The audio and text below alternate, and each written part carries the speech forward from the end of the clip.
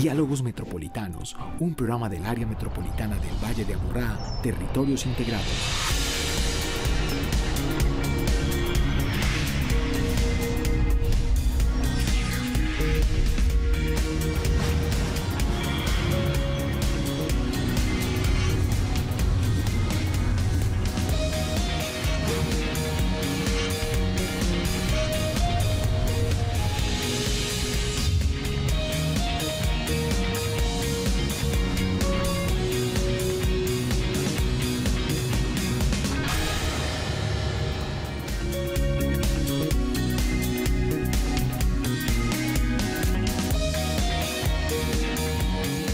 Buenas noches, muy buenas tardes para quienes nos ven los domingos a las 2:30 de la tarde. Gracias por asistir, por estar en esta cita que hemos pactado ya desde 147 programas para conversar, para entender el Valle de Aburrá, para entender el área metropolitana.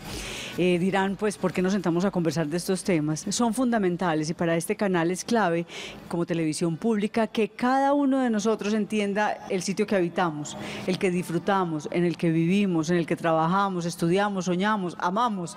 Ese espacio que vivimos todos los días lo debemos comprender mucho más y ese territorio, en este caso nuestra subregión, es la del Valle de Aburrá con 10 municipios. Por eso el área metropolitana facilita este punto de encuentro como un ejercicio de comunicación pública para que juntos comprendamos qué está sucediendo en cada uno de los temas. Y la invitación de hoy estaba para que habláramos de este calentamiento, del fenómeno del Niño. Nos coge ya en plena transición porque hubo un gran aguacero, tuvimos de todo, hasta hielo pues en el piso con unas bolas gigantes y queremos que nos ayuden los expertos a entender qué es lo que está sucediendo, cómo nos preparamos como comunidad, como instituciones en cada uno de estos momentos meteorológicos de nuestro Valle de Aburrá. Y por eso le doy la bienvenida a la doctora María del Pilar. Ella es la subdirectora ambiental del área metropolitana y quien tiene a cargo todos estos temas de cómo entender lo que nos sucede y esa relación con la naturaleza. Muchas gracias, Lili, por invitarnos al programa. Muy contentos de estar acá y también una bienvenida a nuestros invitados. También contarle a los televidentes de que ya nuestra Junta Metropolitana aprobó el acuerdo metropolitano para el plan de acción ante el cambio y la variabilidad climática que va desde este año hacia el año 2030 y ahora en el programa pues podremos profundizar más sobre él. ¿Por qué es importante tener un plan de acción y por qué es importante que empiecen a buscar esa resolución metropolitana? Bueno, tener un plan de acción siempre es fundamental para trazarnos metas, para hacerle seguimiento a los propósitos que nos hacemos en todos los 10 municipios del Valle de Aburrá y precisamente ante el cambio y la variabilidad climática, pues que está totalmente articulado también con el PIGECA, que es el Plan Integral de Gestión de Calidad del Aire, pues si no tenemos un plan, pues no hay un norte claro, no sabemos qué tareas son las más prioritarias, qué es lo que tenemos que hacer y cómo orientar los recursos y los esfuerzos. Entonces, por eso es tan importante este acuerdo que nos aprobó la Junta Metropolitana en el mes de febrero. Y eso es clave para quienes no saben mucho de estos temas y dicen, bueno, ¿y por qué destacan una resolución? Y es que cuando trabajamos en equipo y nos juntamos los 10 municipios y pensamos nuestro clima y nuestras reacciones ante la variabilidad climática, podemos juntos cuidarnos. Si lo hace cada uno por su lado es distinto. Ahora la doctora María del Pilar nos explicará en qué consiste en detalle y eso es clave. Y también nos acompaña hoy el subdirector de manejo de desastres del Departamento Administrativo de Gestión de Riesgos y Desastres de Medellín, el doctor Diego Andrés Moreno Bedoya. Bienvenido y muchas gracias por acompañarnos hoy. Muchas gracias a ustedes. Nos decías, estamos aquí en pleno ya frío, en transición, vamos a hablar de calentamiento, vamos a hablar de todo. Es importante desde el DAGRED conversar de estos temas. Sí, claro, porque parte de lo que trabajamos en el DAGRED es el componente de conocimiento y reducción, que es digámoslo así, es parte fundamental de los preparativos que se tienen que tener con las comunidades y con las instituciones que participan en la respuesta y obviamente en la prevención de la aparición de emergencias y desastres. ¿Y cómo vamos a este momento de febrero en Medellín, en el tema de desastres? Bueno, vamos, digamos que uno nunca debe decir que vamos muy bien. Claro, aquí no tiene que ser con cero. No queremos atender desastres. La verdad es que Medellín es una ciudad que hace esfuerzos importantes en garantizarle a los ciudadanos una respuesta apropiada, temprana, oportuna para la resolución de los problemas e incidentes que surgen. Tenemos un muy buen equipo de DAGRED en términos de promoción de todo lo que es la gestión del riesgo, de conocimiento de la reducción y por supuesto de la respuesta. Contamos con el Cuerpo de Bomberos como una de las herramientas fundamentales de respuesta a la ciudad y por supuesto grupos de socorro que también participan activamente en apoyar cualquier tipo de situación en la ciudad. Bueno, y también está con nosotros el doctor Carlos David Hoyos Ortiz, director del CIATA, Sistema de Alertas Tempranas de Medellín y el Valle de Aburrá, uno de los copresentadores. Si ponemos a hacer lista en el año, me acompaña muchas veces y es claro eso y importante, muy importante, doctor Carlos David, porque es una fortuna que usted con la preparación que tiene, con la formación de doctor y con toda su formación nos ayuda a traducir y a mí me da mucha alegría porque es cuando el conocimiento está al servicio de la ciudadanía y de comprender qué nos sucede. Muchas gracias, Liliana, por esa introducción y obviamente por la invitación. Es un placer estar aquí con la subdirectora María del Pilar y el subdirector de DAGRET, Diego, también, que siempre todo el año hacemos un equipo justamente anticipando. Diego decía algo muy importante y es que no queremos atender desastres. Y con Diego, cuando entró a la subdirección del DAGRET, hubo un cambio muy importante desde la participación de los bomberos en modo preventivo. Nosotros históricamente, cuando a veces anunciábamos o la actividad de los bomberos llegaba el después de, ya una vez materializado un desastre, los bomberos siempre han atendido de maravilla, pero ahora bajo el liderazgo de Diego hemos tenido justamente eso, que antes de los bomberos hacen presencia en los sitios de todo el Valle de Aburrá, en este caso del municipio de Medellín, y la tranquilidad de la ciudadanía es otra cuando están acompañados antes de los bomberos. Empieza a ser una constante aquí cada que conversamos de estos temas, la importancia de la prevención, de ir pasos adelante. Hoy, con todos los desarrollos tecnológicos que tenemos, con todo el conocimiento acumulado, con toda la información disponible en Internet, sería vergonzoso que no estuviéramos en actitud prevención, pero aún nos cuesta. Sí, correcto. Es un tema el costo incluso es más social, es decir, el Valle de Aburrá definitivamente en los últimos años se ha preparado de una manera única en el país y eso por un lado es un poco nos llena de orgullo, pero por otro lado nos llena de preocupación porque hay sectores del país que también lo deberían hacer de igual manera. Y lo que hemos trabajado en los últimos tiempos mucho, todas las entidades, desde múltiples proyectos, tanto del área metropolitana como el municipio de Medellín, es poder traducir eso a que la sociedad utilice las herramientas de manera directa, antes en modo preventivo, como estabas diciendo.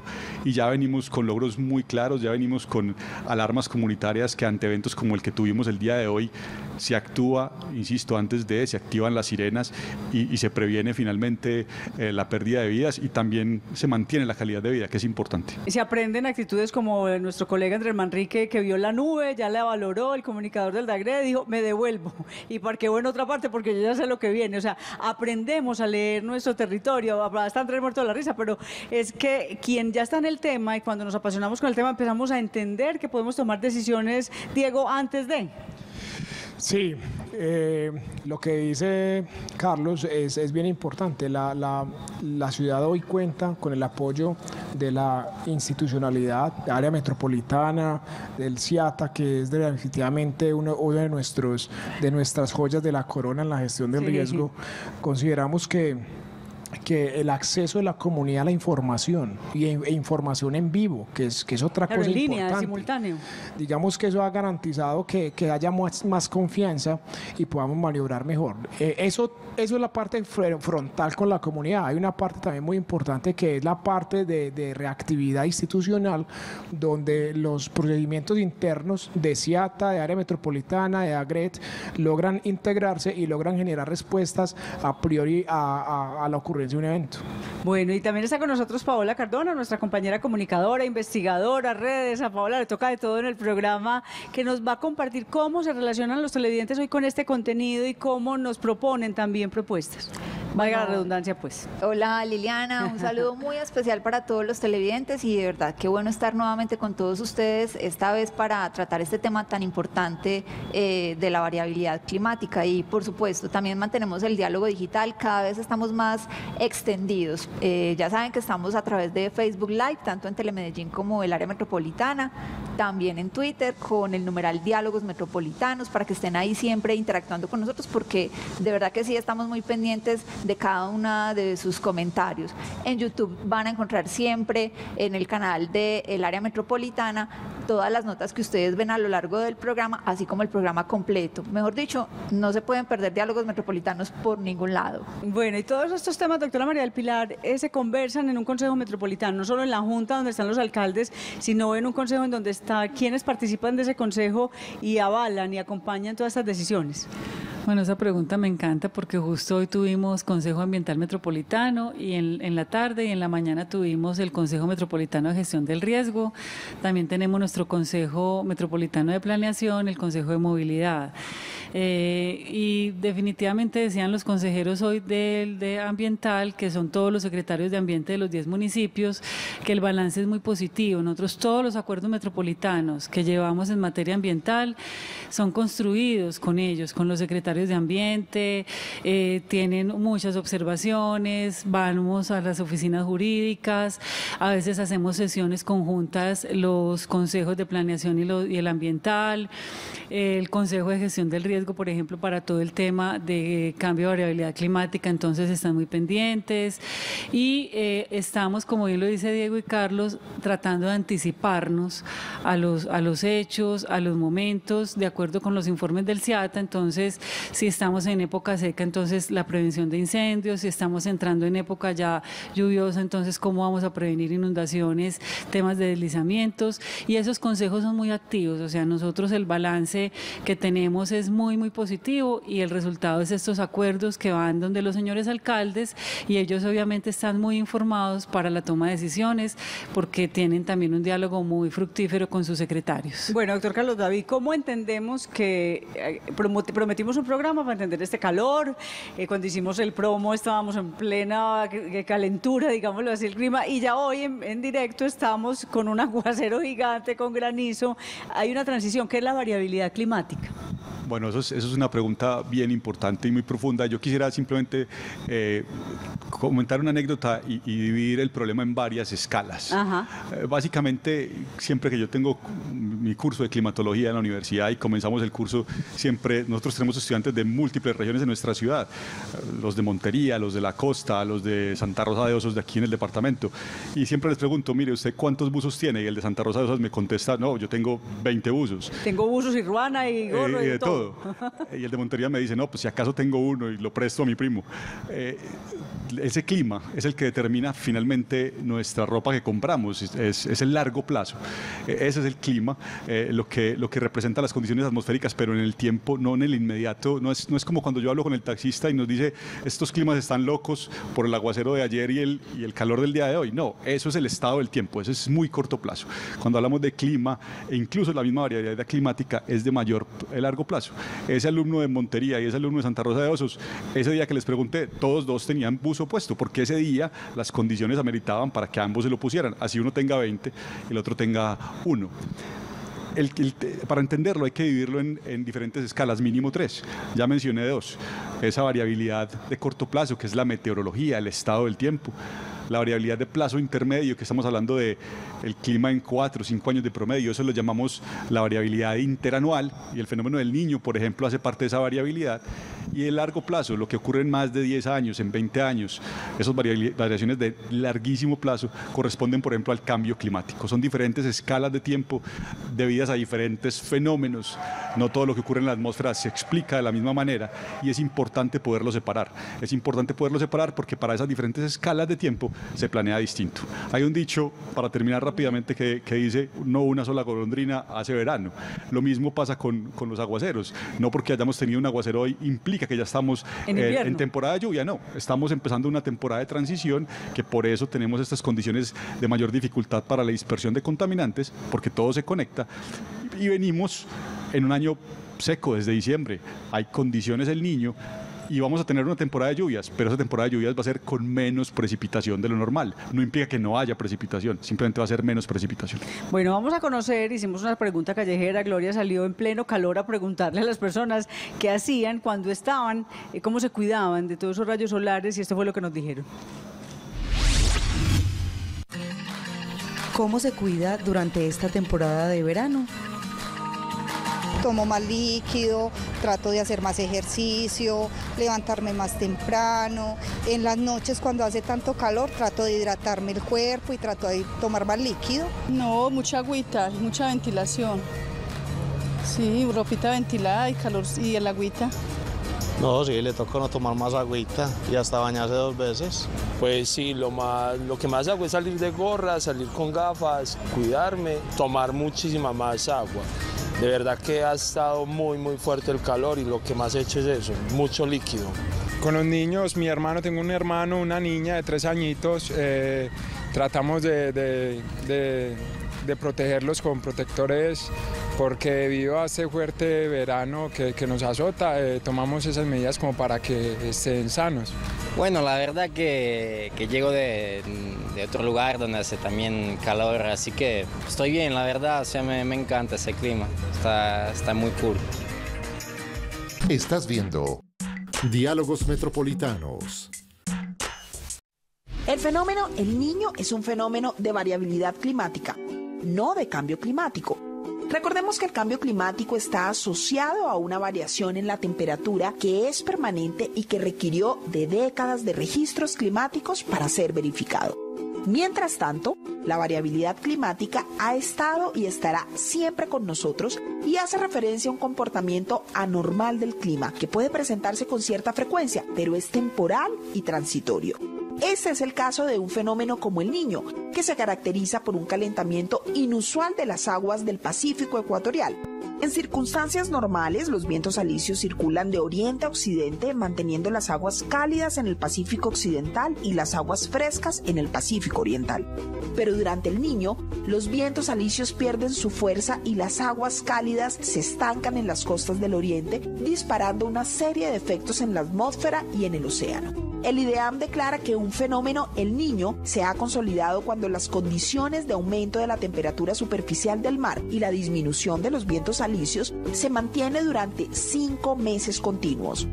Colombia es un país tropical que por su posición geográfica no tiene estaciones, sino temporadas de más lluvias o menos lluvias. Precisamente por esa condición en Colombia, las consecuencias de un fenómeno de variabilidad climática presentan unas características muy particulares, diferentes a la mayoría de territorios del continente. Estas condiciones afectan los niveles de los ríos, por lo que hay menos agua disponible para el consumo humano y la producción sectorial. Resecan los territorios, aumentando la probabilidad de incendios en la cobertura vegetal y favorecen las condiciones para la propagación de enfermedades como el chikungunya y el dengue.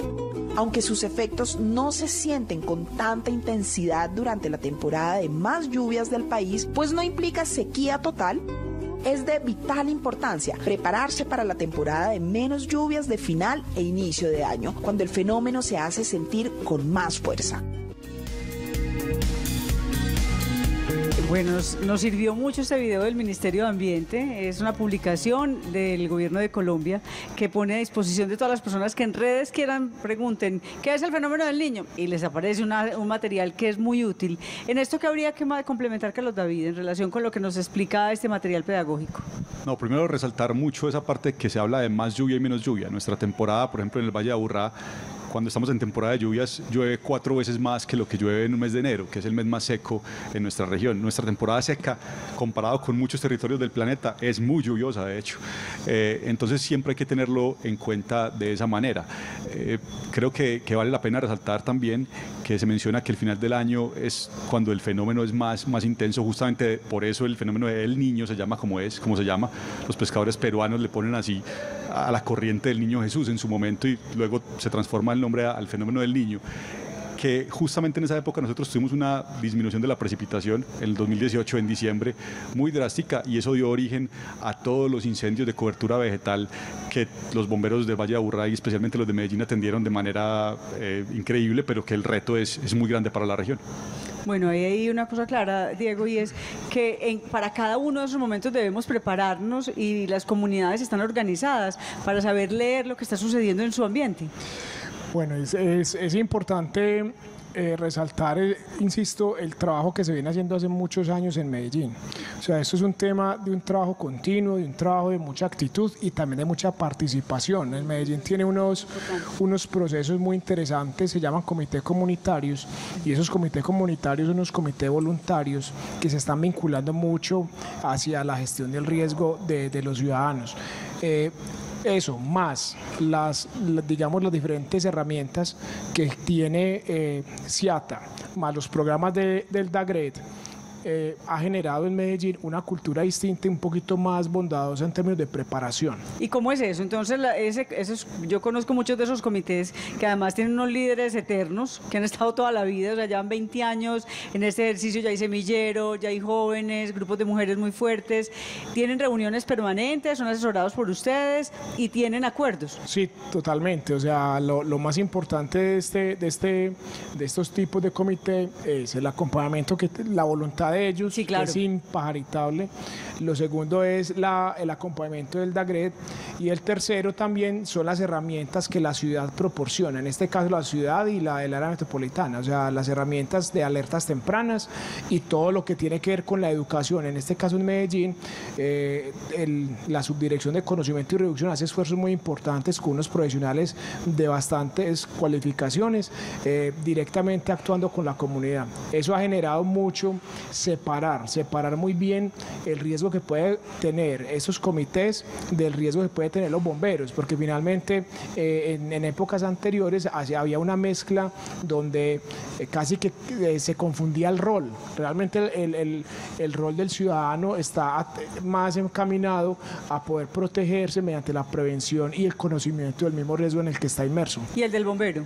El del bombero, como decía Carlos ahorita, tenemos que transformar la ley 1575, habla de gestión integral del riesgo, sí, de incendio, del desastre. Entonces lo que hablamos nosotros es, también tenemos que conocer, hacer campañas de prevención. Ejemplo, el año pasado tuvimos alrededor de 600 incendios domiciliarios. Entonces para nosotros no es solamente atender los incendios en las casas, sino llevar ese mensaje, cómo vamos a prevenir y por qué están ocurriendo los incendios en las casas para disminuir esos niveles de incendios. Eso sin contar los asociados pues al tema de hoy, que es los de cobertura vegetal, que también más adelante no sé si vamos a tocar un poquito el tema. Claro, de ese conversaremos. Y esas actividades, doctora María del Pilar, son las que se empiezan a regular en ese plan de acción, es ese plan que se construye con todos los alcaldes y dicen, bueno, vamos a poner de acuerdo y vamos a hacer esto en cada época. Sí, claro, nosotros en el plan ante el cambio y la variabilidad climática, el Acuerdo Metropolitano habla de dos medidas, las que son medidas de adaptación y medidas de mitigación, ¿cierto? Las de adaptación es lo que tiene que ver también, como decía Carlos, con ese más largo plazo, con esos estudios que tenemos que hacer ante un fenómeno, por ejemplo, de fuertes lluvias, pero que sean muy prolongadas en el tiempo. Entonces, cómo se comportarían, por ejemplo, avenidas torrenciales, cómo hay que educar, como decía Diego, ahora la comunidad, entonces qué planes de capacitación, cómo se deben de preparar los sistemas de salud, es decir, todo lo que significa adaptarnos a esos cambios a futuro. Y mitigación ya es también lo que estamos haciendo en este momento en siembra de árboles, en reducción de emisiones contaminantes, un tema más de ese apoyo comunitario del día a día. Entonces ahí es donde hay que fortalecer mucho esa gestión social también con las comunidades para que puedan apoyar en esa mitigación ya de lo que es la variabilidad climática propiamente dicha. Hay esa conexión que contaba ahora Carlos David, es el Plan Integral de Gestión de la Calidad del Aire, tiene un montón de acciones, controles a las empresas, el tema de los carros, el tener otros horarios, el promover el plan mes de movilidad de cada una de las empresas, o sea, todo esto se conecta porque estamos en pleno periodo de prevención, entonces también se conecta esto con el fenómeno del niño y ayuda a que sea distinto, que vivamos distinto cada periodo. Sí, cuando nosotros empezamos a construir este plan de cambio de variabilidad climática, siempre decíamos, debe ser como uno de los techos de que cobije los demás planes que estamos haciendo. Y efectivamente así se hizo. Y el Acuerdo Metropolitano, que lo pueden consultar también los televidentes, es muy, muy valioso porque ya conecta y relaciona ejes estratégicos del PIGECA, que es el Plan de Calidad del Aire, con este plan de cambio de variabilidad climática. Entonces, muchas de las acciones que ya estamos potenciando con los actores para el mejoramiento de la calidad del aire nos va a servir y obviamente nos está sirviendo para mitigar también cambio de variabilidad climática. Y yo quisiera adicionar también ahí que justamente una de las bondades de ese plan es que parte del conocimiento del clima de la región.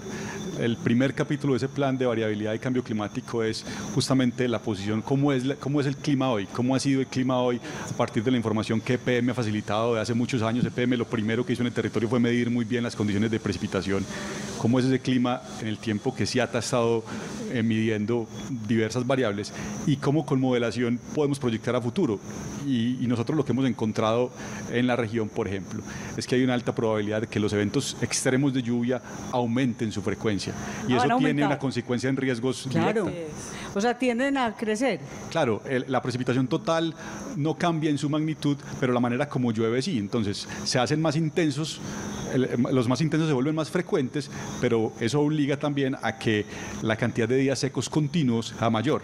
Eso aumenta dos condiciones: probabilidad de deslizamientos, probabilidad de inundaciones súbitas, que son un riesgo en nuestra topografía, y probabilidad de incendios de cobertura vegetal. Partiendo de esas posibles consecuencias, mucho del plan de variabilidad y cambio climático está basado en ello, pues para poder atender esas dos amenazas, por ejemplo. En ese sentido no nos podemos hacer los bobos, Diego. O sea, es que si hay una información, hay una realidad y nos toca actuar.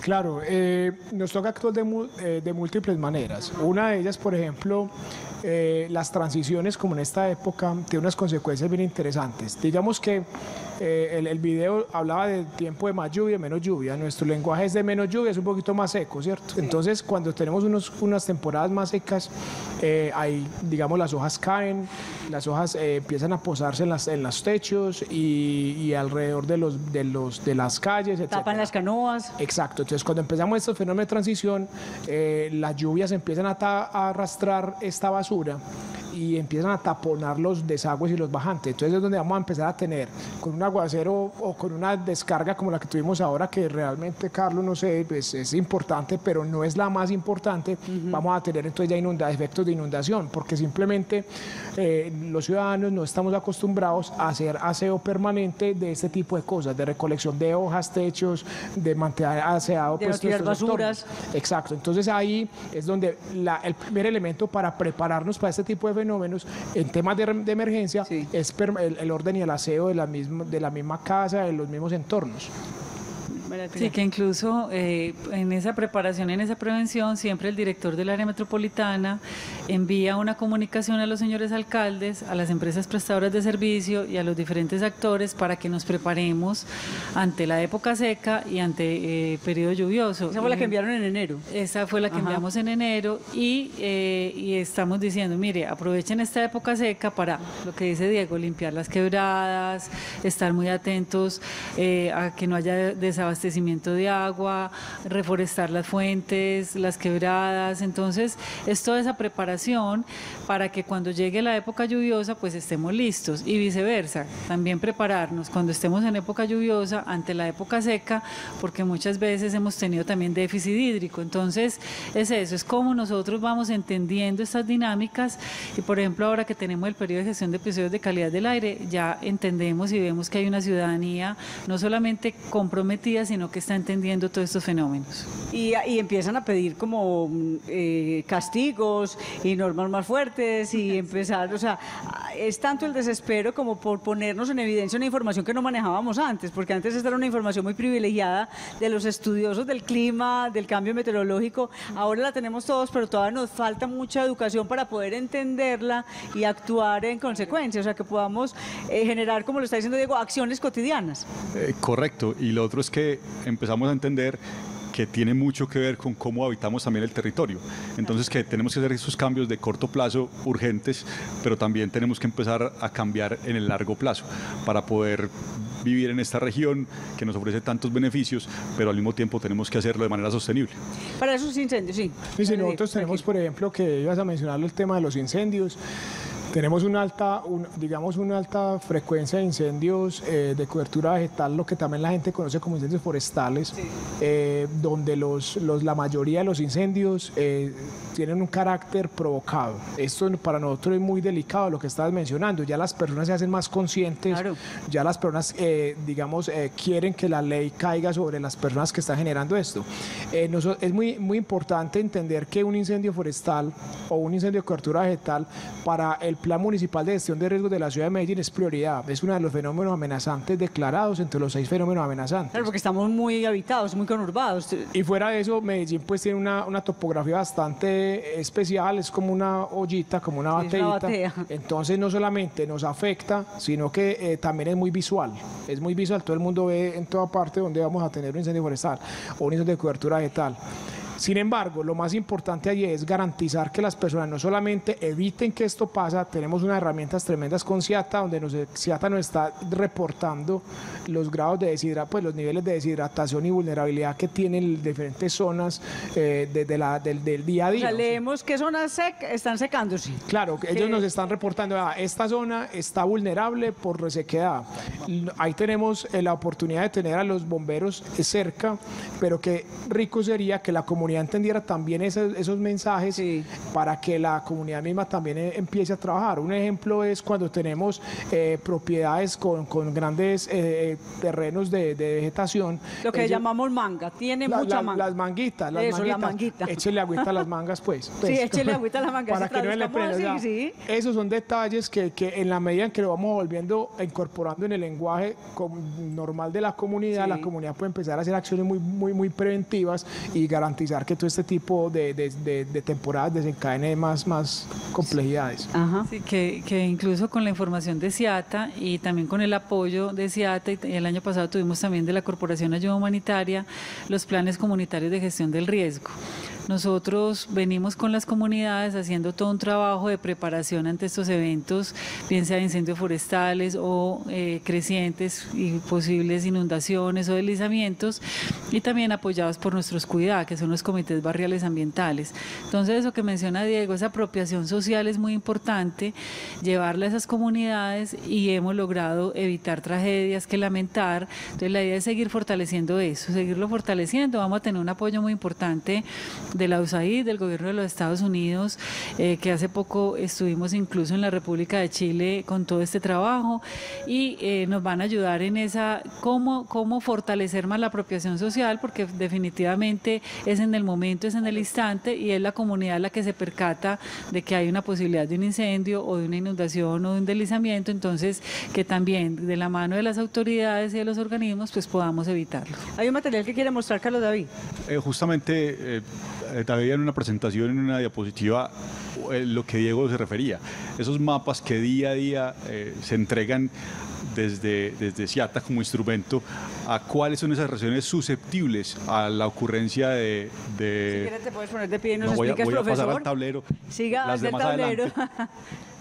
Estas son de precipitación, pero si avanzamos bastante, yo te digo cuando tenemos unas donde aquí empezábamos, por ejemplo, a entregar estos mapas, son de la semana del 26 de noviembre de 2018 al 2 de diciembre, y en ese momento solo territorios al norte aparecían en rojo. Lo que está en rojo quiere decir... Esas son áreas que por cuestiones de humedad de suelo y otras condiciones de radiación, temperatura y demás, son muy susceptibles a la ocurrencia de esos eventos de incendios de cobertura vegetal. Que traduce. Y aquí están estos cuadritos municipio por municipio. Si nos vamos a la semana del 24, después del 24 de diciembre, vamos a ver el gran cambio que tuvo el territorio justamente por esa ausencia de lluvias. Miren cómo estábamos ya después, y la semana siguiente de esa creo que estábamos aún mayor, a principios de enero. Y estos son los incendios que se reportaron efectivamente en ese momento. Esta información no es pública porque, como lamentablemente Diego decía, muchos de estos incendios son provocados, y esto básicamente... Claro, estimula al que quiere ir a hacer un incendio ¿dónde voy? Mostraría dónde. Claro. Entonces lo manejamos de manera interna, es tal vez la única información que desde CIATA se maneja de manera interna por su importancia en términos de gestión de riesgo. Todo esto hace parte de un instrumento que tiene la entidad, tal vez la subdirectora quiera hablar más de él, que es un protocolo de incendios, de cuantificación de incendios antes y después también, que es muy importante. Sí, que lo que plantea Carlos es, esta herramienta a nosotros nos ayuda mucho precisamente para focalizar y también para que los bomberos pues tengan una respuesta rápida en un momento de contingencia. Y los protocolos es que hacemos siempre cuando hay un incendio de cobertura vegetal, pues vamos al sitio con nuestro equipo técnico y hacemos una evaluación de lo que está sucediendo, desde el protocolo de atención post incendio, pero también cómo recuperar la zona. Entonces, ahí lo que decía Diego, que por ejemplo con el Cerro Quitasol, que hemos tenido tantos eventos de incendio de cobertura vegetal, después de aplicar los protocolos, pues ya estamos estableciendo especies que son más resistentes al fuego, estamos ubicando las barreras cortafuego y eso nos va ayudando mucho y es todo un trabajo que desde la Unidad de Gestión del Riesgo de la Subdirección Ambiental del Área Metropolitana venimos cualificando con nuestros profesionales. ¿Las personas que quieren hacer daño han ido disminuyendo o esto va en creciente? Lo que pasa es que aparentemente hace parte de un componente psicológico. Sí, claro, enfermedad mental. Exacto, entonces yo creo que eso es muy atrevido decir han disminuido o han incrementado, o sea, finalmente no hay estudios claros al respecto. Claro. Lo que sí también quería reforzar con lo que decía María Pilar, tenemos una cosa muy importante y muy bonita y es que ya la manualidad de la atención del incendio la hemos venido transformando con Área Metropolitana, con ese equipo de valoración que tiene, empezamos a trabajar un componente supremamente interesante y es la valoración durante el incendio. Entonces, ¿qué es lo que pasa? Con la tecnología que actualmente se tiene de drones y de cámaras térmicas, estamos sobrevolando los puntos durante el incendio y hace que podamos direccionar los recursos específicos a esos puntos calientes y evitar las propagaciones. Lo que hablaban también ahorita es que lo más peligroso de estos incendios de cobertura vegetal, hay una nueva modalidad que llama los incendios de interfase, que son incendios donde se están, son de cobertura vegetal, pero están llegando a las casas, a las viviendas y también ponen en riesgo ya las mismas comunidades. Entonces, hoy por hoy, por la topografía de Medellín, con la ayuda de herramientas como CIATA y ya la instrumentación que también está suministrando Área Metropolitana, estamos empezando a desarrollar unas estrategias, literalmente estrategias de intervención con mayor efectividad que van a garantizar el bajar el daño y por supuesto mejorar la velocidad de respuesta para poder lograr tener mejores resultados en temas de preservación. Aquí usualmente se me sale la psicóloga también y es casi un llamado de atención a las familias y es decirles, hey, hay que poner atención con nuestros niños y niñas, con nuestros jóvenes para garantizar no celebrar este tipo de actos de quemar algo, de hacer daño, como lo decimos con las mascotas, de no darle golpes a las mascotas porque ya ese es un síntoma de un problema familiar, de violencia intrafamiliar. Aquí también el no cuidar nuestro ambiente, el no quererlo empieza a dar pistas de falta de autoestima, de falta de cariño por sí mismo, que empiezo a agredir a lo otro, el otro y lo otro. Entonces, yo también llamo la atención a las familias porque tenemos una gran responsabilidad. Y frente a lo que hemos hecho con el Quitasol, pues tenemos este pregrabado donde nos cuentan qué hemos hecho, cómo hemos avanzado y cómo esa estrategia que nos dice la doctora María del Pilar ha venido funcionando por los aprendizajes acumulados de todas las entidades.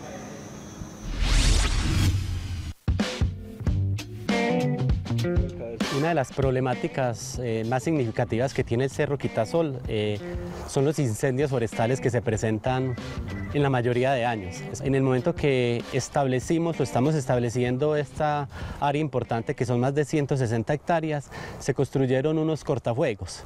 ¿Qué son los cortafuegos? Son unas áreas o unas secciones en las que se divide las áreas que se sembraron y se dejan totalmente despobladas, con el objetivo que si se presenta algún conato de incendio, en el momento que llegue a esta parte, a esta franja, el fuego no tenga el combustible, que el combustible es el material vegetal que hay sobre la tierra. Entonces la tierra se deja totalmente pelada para que no continúe realizando efectos los incendios. Lo otro es que alrededor de los cortafuegos se establecen unas plantas que son piroresistentes, resistentes a los incendios, que la especie que mejor se comporta en nuestro territorio, las más recomendables para esos, es el fique. El área que hemos intervenido, Área Metropolitana y Municipio de Bello, en estos últimos años, casi 3 años aproximadamente, no ha sido afectada con incendios. Se han presentado conatos, pero gracias a la construcción de los cortafuegos, al trabajo articulado con las instituciones, se ha logrado disipar y no afectar considerablemente. Sí es necesario aclarar que el cerro no es solo esta parte que hemos intervenido, sino que hay más área pública y más área privada que suman más de 500 hectáreas. Hoy invitamos a cuidar este ecosistema estratégico que es Quitasol. El beneficio que presta para nosotros como servicio ambiental es impresionante, entonces cuidémoslo, disfrutémoslo y evitemos cualquier tipo de actividad que genere riesgo para perjudicar el Cerro Quitasol.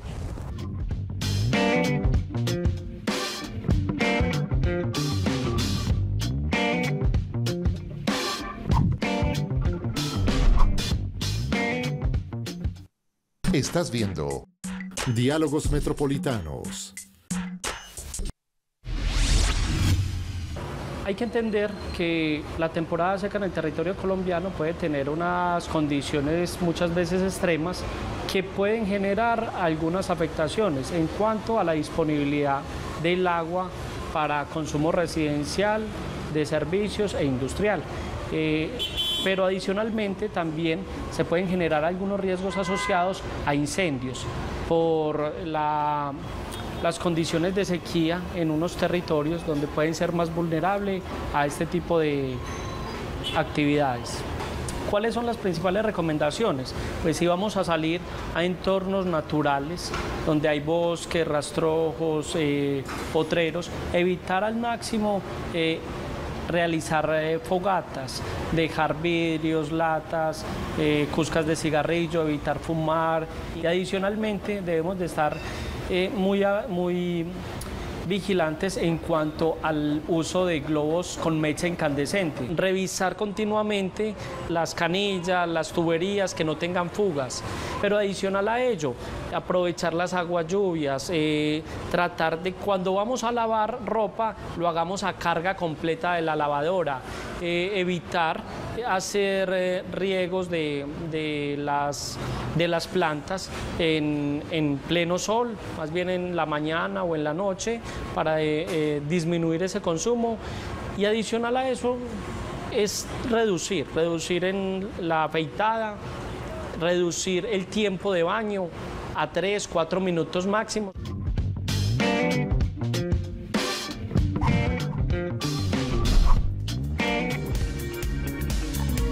Aquí unas grandes recomendaciones que nos hace Carlos para tener en cuenta en esa cotidianidad, en ese desespero que tenemos, que todos logremos tener unos hábitos, unos comportamientos cotidianos que se nos vuelvan normales, como lo tienen las personas de estaciones en otras partes del mundo, que ya aprenden qué hacen en cada una de las épocas. Pues nosotros tenemos otra manera de ir comprendiendo nuestro territorio y nuestro clima. ¿Algunas recomendaciones, Paola, que nos hagan las personas en la encuesta que se hizo en Twitter y temas que quieras promover?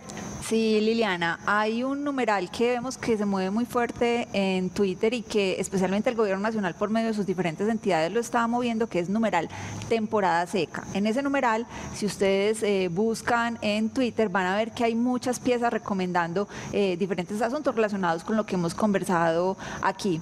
Hay uno, por ejemplo, que llama mucho la atención, y es que con todo esto que estamos hablando de aprender cómo es que se comporta el clima, cuando hablamos de temporada seca también estamos hablando de heladas, y sabemos que hay también habitantes en el Valle de Aburrá, en zonas rurales, que vale la pena que tengan en cuenta, por ejemplo, ese tipo de Santa Elena, 4 grados centígrados. Exactamente. Y pues ahora sí, yendo a nuestra encuesta semanal, preguntamos esta vez cuáles de estas recomendaciones pones en práctica durante la época de verano. Dimos 4 opciones: el uso racional del agua, el uso del transporte público, el ahorro de energía eléctrica y el uso de bicicleta o caminata. Y pues tuvimos un 60% muy contundente del uso racional del agua, un 15% del transporte público y ya muy empataditos la bicicleta y el ahorro de energía eléctrica. Bueno, esto está conectado también con este periodo de prevención que tenemos en la situación del aire y en esta época de cambio meteorológico. ¿Qué más recomendaciones tendríamos que dar, Carlos David, a la ciudadanía para comprender más y para tener una actitud positiva frente a lo que estamos viviendo en medio de realidades? Hemos contaminado nuestro aire, hemos contaminado nuestras aguas, hemos hecho un daño fuerte a nuestra naturaleza y estamos tratando de recuperar un tiempo perdido. Sí, yo resaltaría, además de eso que tú mencionas, el tema del autocuidado que Diego hacía referencia a la hora. En todas las temporadas, nosotros, ninguno de nosotros, ni como individuos ni como sociedad, tenemos ya descanso. Tenemos retos en la temporada seca, tenemos retos en la temporada de transición y tenemos retos en la temporada de lluvia. Y ayuda mucho si todos cumplimos con la labor de autocuidado, de cuidado de nuestras familias y obviamente de ese aporte a que las condiciones ambientales sean mejores. Entonces todo lo que mencionaban del uso racional del agua, del uso racional de la energía, del uso del transporte público masivo y demás para evitar en esta época de transición emitir más. Todo eso es importante porque finalmente todo está relacionado con el clima y también con las condiciones ambientales de la región. Diego. Sumándome a lo que dice Carlos David, nuevas teorías que empujan el desarrollo de ciudades inteligentes desmitifica el contexto de la digitalización, es decir, las ciudades inteligentes hoy por hoy se consideran aquellas cuya comunidad genera soluciones para sí mismas.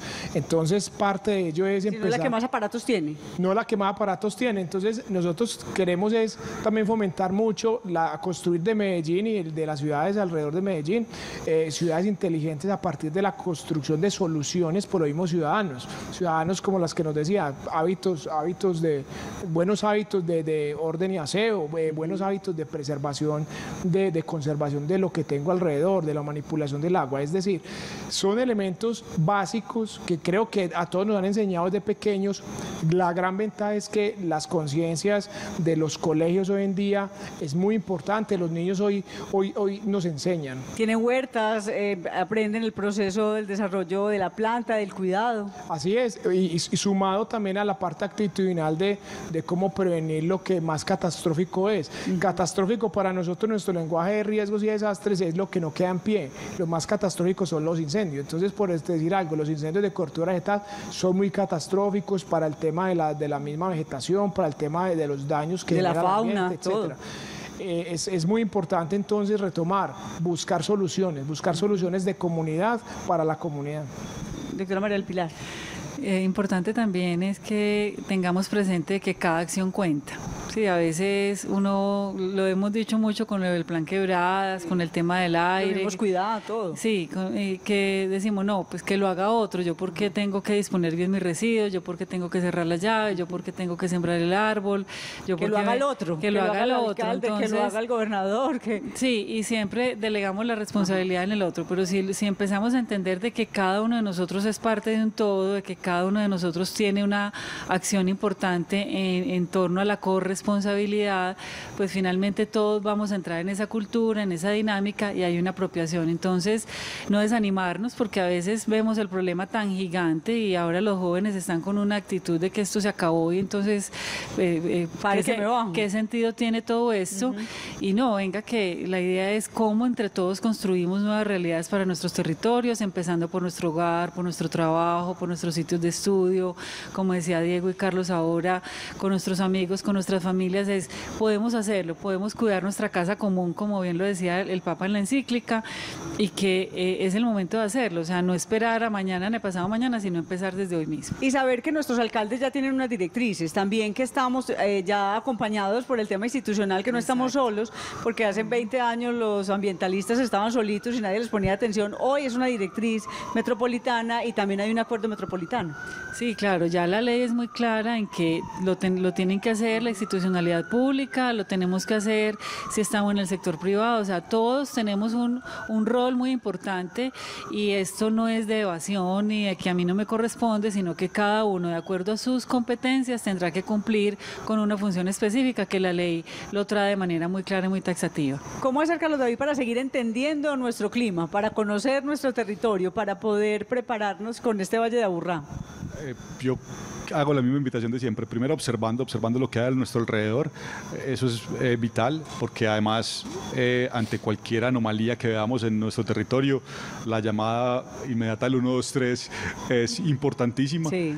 Y además pues tenemos con las herramientas, hemos hablado hoy varias veces de ellas, entonces todas las redes tanto del área metropolitana, del DAGRED, la de CIATA, las páginas web de las entidades y la de CIATA, son elementos vitales, las aplicaciones en el celular para nuestra vida cotidiana. Entonces la invitación es a eso. Mostrémoslas, Paola, ¿dónde pueden encontrar toda esa información? Bueno, Liliana, aquí por ejemplo tenemos el sitio web del CIATA, que no nos cansamos de recomendarlo, y ahí, Carlos David, pues tenemos precisamente una imagen que nos ilustra lo que pasó esta tarde, que interesante explicarle pues a los televidentes. Sí, esa es la animación del evento de lluvia que tuvimos al sur, que entra justamente desde el sur-oriente y se intensifica ahí en el choque de nuestra topografía. Nuestra topografía genera mucha intensificación de la precipitación, todas las montañas, eso se llama lluvia orográfica, y ahí entrando a nuestra página, a la página de CIATA, todos los ciudadanos pueden ver esta animación y además pueden ver el estado del tiempo real. Entonces para nuestros desplazamientos, para cualquier planeación del día. Eso es vital, ver cómo es la precipitación en nuestra zona. Ya es fácil entender por qué los del sur tenemos nube propia.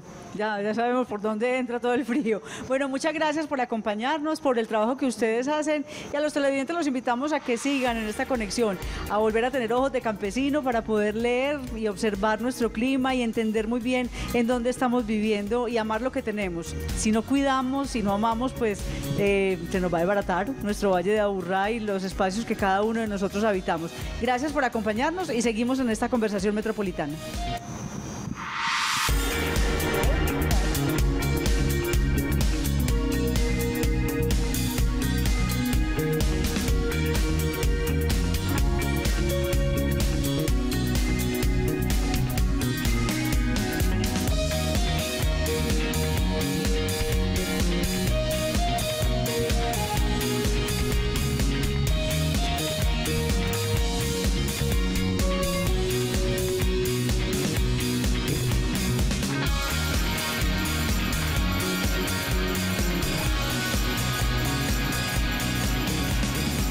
El anterior fue un programa del área metropolitana del Valle de Aburrá, Territorios Integrados.